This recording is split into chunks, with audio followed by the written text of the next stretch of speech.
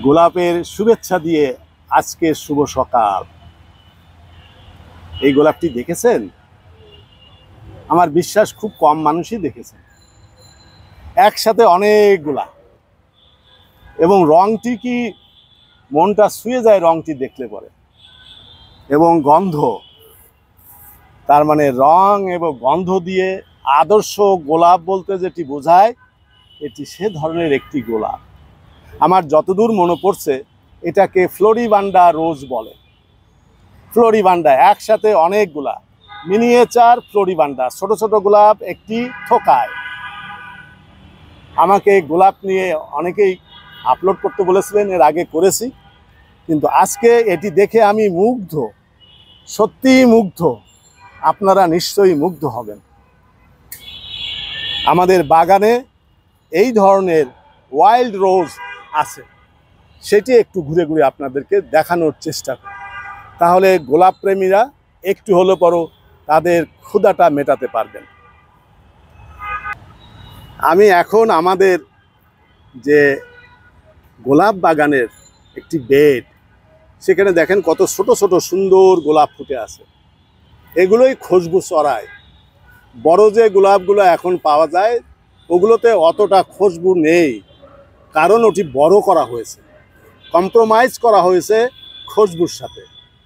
কিন্তু এগুলোই রিয়েল রোজ, যেখানে মিষ্টি গন্ধ আছে।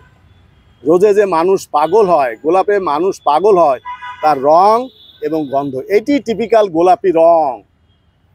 তাহলে একটু আগে ফ্লোরিবান্ডা দেখালাম, সেটা কিন্তু গোলাপি ছিল না, হালকা হলুদ রঙের ছিল।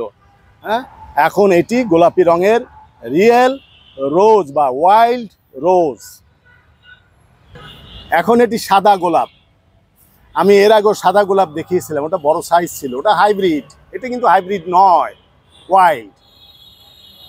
গোলাপ নিয়ে যুদ্ধের কথা বলেছি, খোদ ব্রিটিশ, সেই ব্রিটিশের যুদ্ধ হয়েছে দুটো স্টেট নিয়ে।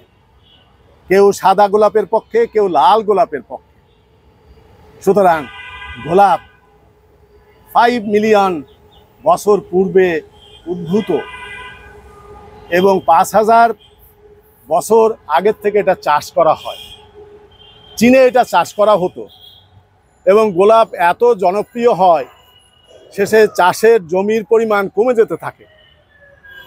তখন চীনের প্রশাসক গোলাপ চাষের প্রতি নিষেধাজ্ঞা জারি করে। সুতরাং এই গোলাপ,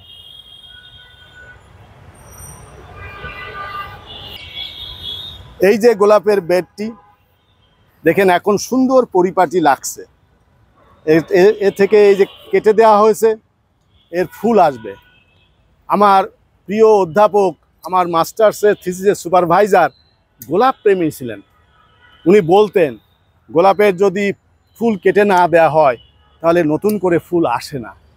আমি স্যারকে আজকে আবার স্মরণ করছি।